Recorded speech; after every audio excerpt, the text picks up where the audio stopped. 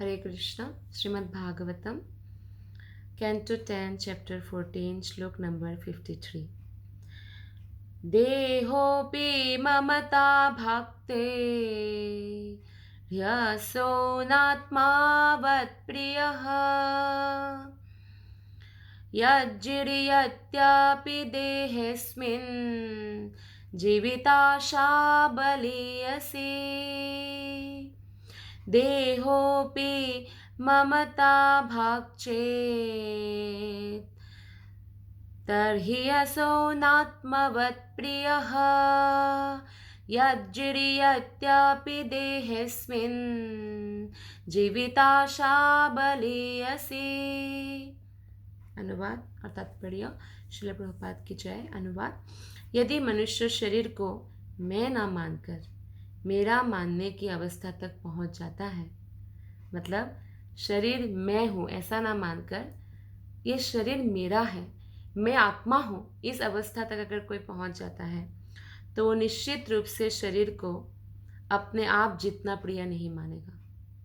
यानी हम आत्मा हैं, इस बात को हम समझ जाते हैं और ये शरीर मैं नहीं हूँ बल्कि शरीर मेरा है, इस अवस्था तक पहुंच जाता है तो शरीर को इतना प्रिय नहीं मानेगा, है ना, क्योंकि आत्मा है ना हम।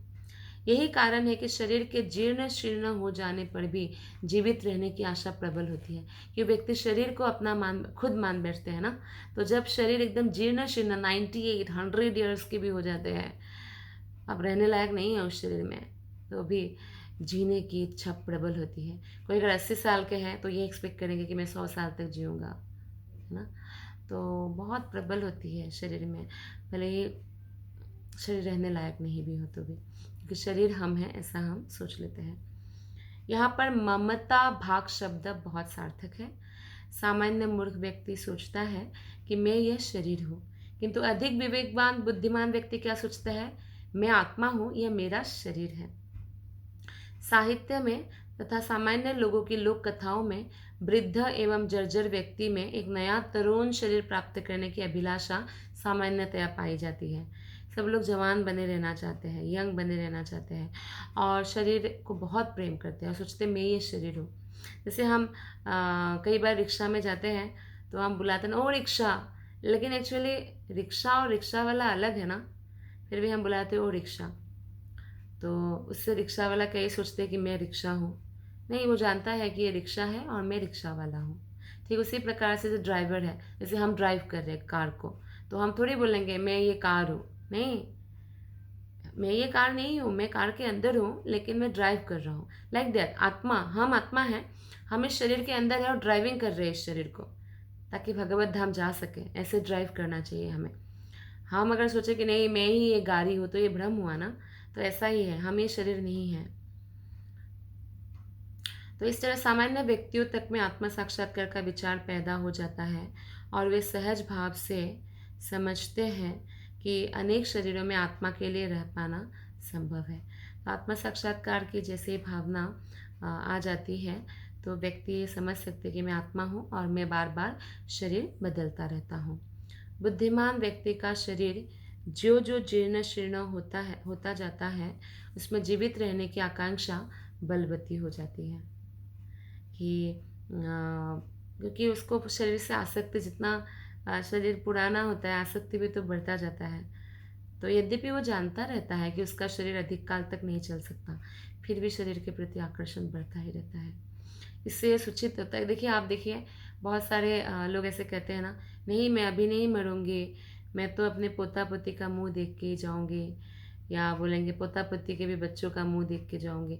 मैं जिंदा रहने की प्रबल इच्छा है, इसीलिए ऐसा होता है। तो इससे सूचित होता है कि धीरे धीरे वो इस तथ्य से अवगत होता जाता है कि इस शरीर की तुलना में उसकी आत्मा अधिक महत्वपूर्ण है। इस तरह क्या करता है, जीवित आशा से मनुष्य अप्रत्यक्षतः आत्म साक्षात्कार की प्रारंभिक जानकारी की ओर जाने लगता है। मतलब कि जीवित रहने की इतना इच्छा होती है कि वो कभी ये नहीं सोचते कि उनको मरना भी है। इसलिए तो जब यमराज यक्ष का वो रूप यक्ष का रूप मतलब यक्ष बन के युधिष्ठिर महाराज से प्रश्न करते हैं वन में। तो बोलते हैं कि सबसे आश्चर्यजनक बातें क्या है इस पृथ्वी में। तो बोलते हैं हर दिन इतने लोग मर रहे हैं, फिर भी हर व्यक्ति सोचता है मैं नहीं मरूंगा, इससे आश्चर्यजनक क्या हो सकता है। तो सबको मालूम है कि शरीर धीरे धीरे बूढ़ा हो जाएगा, तो फिर भी अधिक काल तक नहीं चलेगा। फिर भी शरीर को बहुत प्रेम करते हैं, लेकिन जो आत्मा साक्षात्कार के पथ पर चलते हैं तो वो समझते हैं कि शरीर से ज़्यादा इम्पोर्टेंट आत्मा है। शरीर नासवान है, मृत्यु के साथ ये शरीर नष्ट हो जाएगा, लेकिन आत्मा का कोई मृत्यु नहीं होता है। इसलिए अगर ये जीवित रहने की इच्छा है किसी को, तो जब वो आत्मा के लेवल पर पहुंचते हैं फिर उसको कोई डर नहीं लगता है। परीक्षित महाराज जो है 12th कैंटो में बोलते हैं सुखदेव गोस्वामी से कि मुझे अब शरीर के प्रति कोई आकर्षण नहीं रहा और मृत्यु के प्रति भी मेरा कोई डर नहीं है, तो उनका डर निकल जाता है। मनुष्य की मूलभूत आसक्ति अपनी आत्मा से रहती है, अपने संबद्ध वस्तुओं से नहीं। यहाँ यह इंगित कर दिया जाए कि राजा परीक्षित तथा सुखदेव गोस्वामी के बीच आत्मा के प्रियत्व को लेकर होने वाला समूचा संवाद इस विषय को छेड़ना है कि वृंदावन की गौवें तथा गोपियाँ कृष्ण को अपने आप से भी अधिक प्रिय, यहाँ तक कि अपनी संतानों से भी अधिक प्रिय क्यों मानती थी। तो परीक्षित महाराज ने पूछा कि क्यों इतना प्रिय है, कृष्ण तो पराया पुत्र है ना, अपने पुत्र से भी ज़्यादा वो गोपिकाएँ क्यों कृष्ण से प्रेम करती थी। तो इसका ये जवाब है कि सारे ब्रजभूमि वासी जो है वो आत्मा साक्षात्कार प्राप्त थे, वो आत्मा के लेवल पर थे। तो क्योंकि आत्मा के लेवल पर है, इसलिए आत्मा किसका अंश है, कृष्ण के अंश है, तो इसलिए स्वाभाविक तौर से उनका जो प्रेम था वो कृष्ण के प्रति ही था। इसलिए वो अपने आप से भी अधिक कृष्ण से प्रेम करते थे, यहाँ तक कि कोई भी ममत्व का भी भावना उनमें नहीं था। श्लोक नंबर 54। तस्मात् प्रियतमः स्वात्मा सर्वेषामपि देहिनां तदर्थमेव सकलं जगदेतच्चराचरम्। इसलिए हर देहधारी जीव को अपना आप स्वात्मा ही सर्वाधिक प्रिय है और इसी की तुष्टि के लिए यह समस्त चराचर जगत विद्यमान है।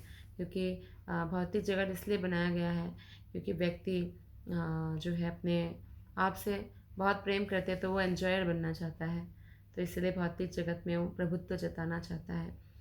चराचरम शब्द पशु जैसे चंचल और वृक्ष जैसे अचल प्राणियों का द्योतक है, अथवा यह शब्द चल संपत्ति तथा परिवार तथा पालतू पशुओं एवं अचल संपत्ति तथा घर बार का भी द्योतक है। चराचरम मतलब जिसमें बहुत सारे अलग अलग प्रकार 84 लाख योनियाँ हैं इस भौतिक जगत में, उसका द्योतक है। श्लोक नंबर 55। कृष्णा मे नाम वेहित्वाम् आत्मनामाखिलात्मनम्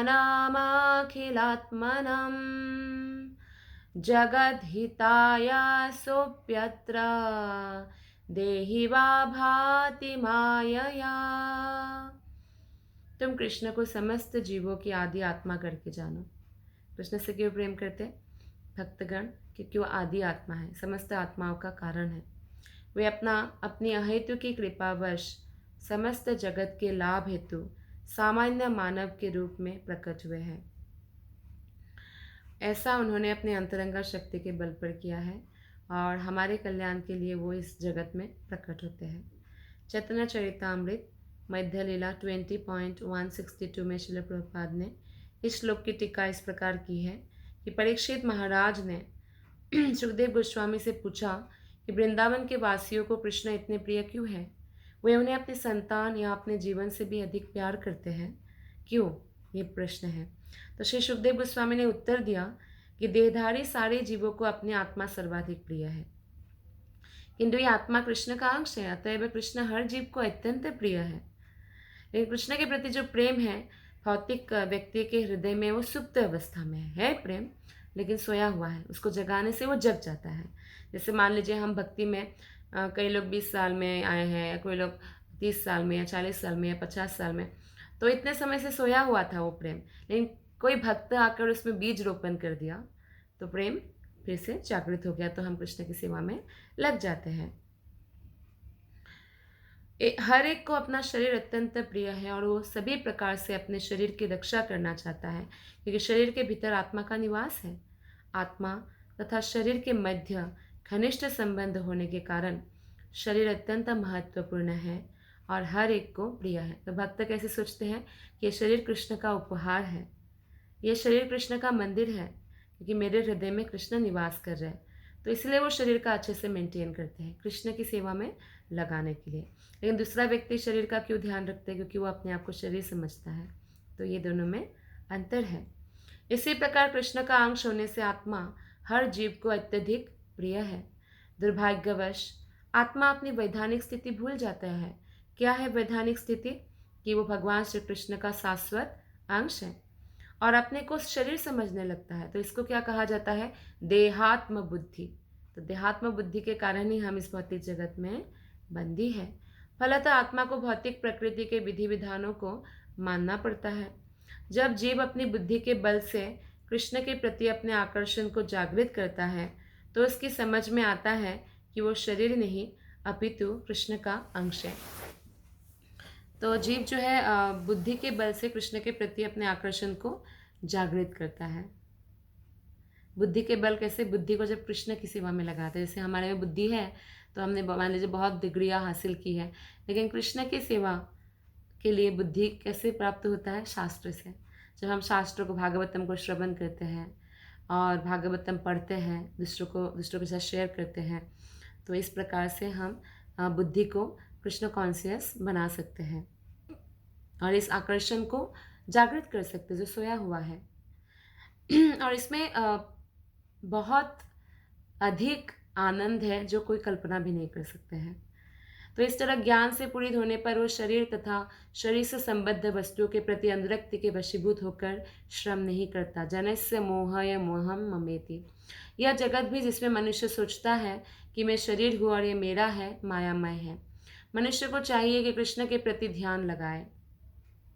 श्रीमद् भागवतम में 1.2.7 में कहा गया है, वासुदेवे भगवती भक्ति योग प्रयोजितः जनयत्याशु वैराग्यम ज्ञानम च यदहैतुकम। भगवान कृष्ण की भक्ति करने से मनुष्य को अहैतुक ज्ञान तथा संसार से विरक्ति प्राप्त होती है। हमें बस क्या करना है? कृष्ण की भक्ति करना है, कृष्ण की सेवा करना है, ध्यान कृष्ण में लगाना है। तो अगर हम ऐसा करेंगे तो ऑटोमेटिकली हमें अलग से वैराग्य का प्रैक्टिस करने की ज़रूरत नहीं, स्वतः आता है। भौतिक वस्तुओं से वैराग्य हो जाता है, फिर कृष्ण से प्रेम हो जाता है और भौतिक वस्तुओं से वैराग्य हो जाता है और साथ ही साथ जो है क्या होता है, हमारे ज्ञान भी प्राप्त होता है। कृष्ण तत्व के बारे में हमें ज्ञान प्राप्त होता है और ऐसा ज्ञान जो है हमें भगवत धाम ले जाने में सहायक बनता है। यही श्लोक का तात्पर्य है। धन्यवाद। हरे कृष्णा।